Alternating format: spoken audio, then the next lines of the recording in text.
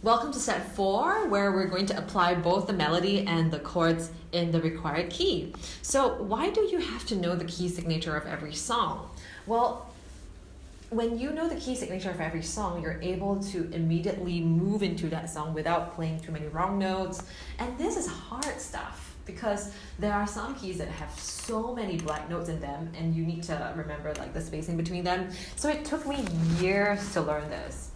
So as a child, I used to practice piano in different keys based on the scale. So like I would have to practice A major and E major and then B major.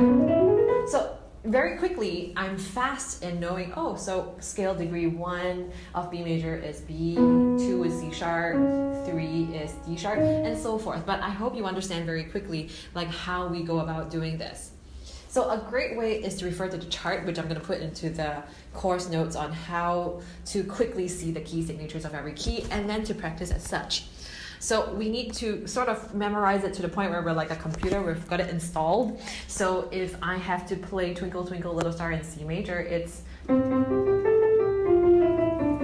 if I have to play in F major, then I will immediately remember, oh, there's an F sharp, there's a B flat, and B flat is the 4th note. So every time I play the 4th note, which is the scale degree 4, I have to make sure I don't press B, but press B flat.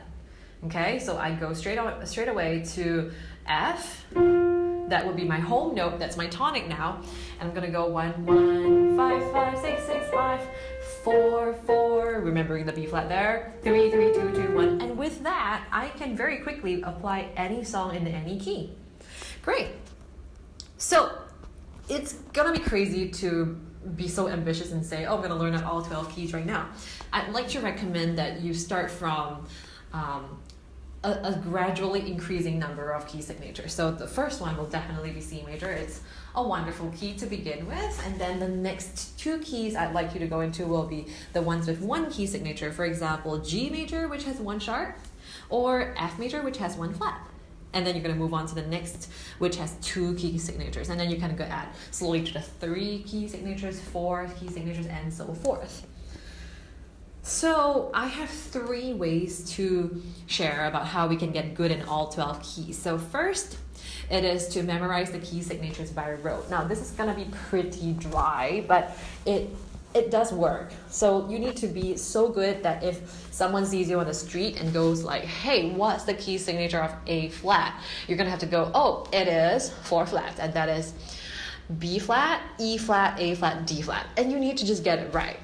So it's going to take time, but go ahead and do your homework. So then here's the second step, which is to play the scale of each key. So you really got to work it out because you can't just go like, oh, in my head, I know it has those 4 flats, but I don't actually know where they are. So you need to kind of memorize the anatomy of the key, of the key itself and how the shape looks. So for example, A flat's pretty difficult. It's got 4 flats in it, but I do memorize it such that this is 1, 2, 3, 4, 5, 6, 7, and 8, or 1. So at least I'm able to recall it's like up, up, down, down, down, up. And so there are many ways to memorize the pattern as you play a scale. So just have fun with them, play all 12 of them, and get to know them very well. So the third step was to then apply, but start with simple songs first. Like don't start with a Christian worship song because those songs are usually longer and got like all sorts of crazy ups and downs. But simple children's songs like Twinkle Twinkle Little Star, Mary Had a Little Lamb, they're great. They're great for beginners, right? So who says we've got to start with like a Matt Redman song? Go ahead and use Mary Had a Little Lamb first. So now I'm going to use Mary Had a Little Lamb in the key of A flat major. I might just... Let's play Twinkle Twinkle in G major. So we're basically lifting up and applying the scale degree numbers in a brand new key, but remembering to apply key signatures. And let's do the same thing for chords as well. Okay, so let's now use like very simple basic songs like Twinkle Twinkle again, but we're going to use some really easy chords like chords 1 and 5. If I play in the C major key, it will be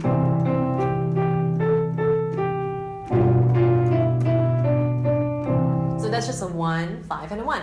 Let's see if I can play that in the key of B flat major, which has 2 flats.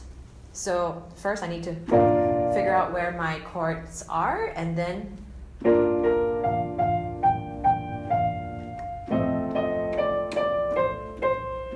as I play through it, and of course you're gonna make a ton of mistakes at first. I made all those mistakes as a child growing up, so you don't see the mistakes here, but I wasn't born with it, okay?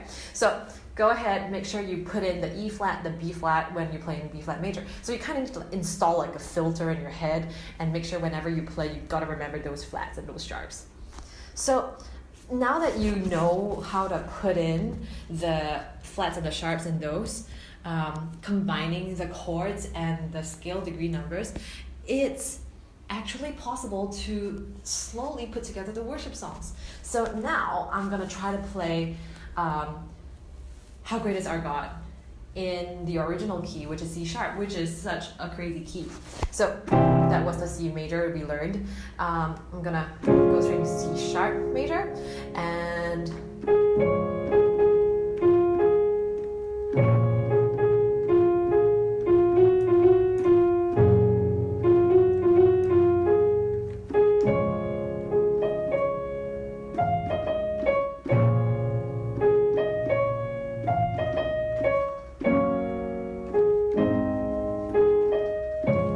once you know how to do like the basic skeleton, then in a worship context you might want to dress it up a little bit. Maybe you could do, you could add those crazy fancy stuff, but you got to get the basics right first. We're going to go straight to 10,000 Reasons, which is in the key of G. So I'm going to find my G first, just to get the bearings. So, okay, I've got my G. And it's bless the Lord, oh my soul.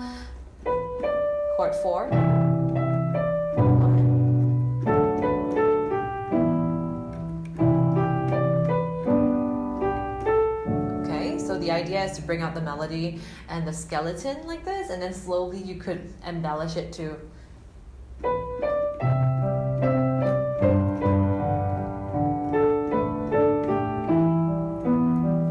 slowly apply the chords into whatever key that you need to play it in. So if you do your due diligence, you're gonna be able to play it in all those keys. And that is step 4, which is to put everything together and to apply both the melody and the chords in the required key. And pretty much once you pick up those skills, you have learned how to play by ear in 4 steps. It was really my honor teaching you, and I really want to thank you for staying all the way till now to watch up to the end of the video. Okay, so there are a few things you can do if you really want to learn more. I have an ebook called the 31 Days to Better Worship Keyboard Playing ebook. Go ahead and check that out. It's on inspiredkeyboardist.com/31 days. And of course, I welcome feedback at any time. If you are interested to give me some ideas for what else to create, or if you have some questions about what we talked about today, just go ahead and email me at inspiredkeyboardist@gmail.com. This is Sandra signing off.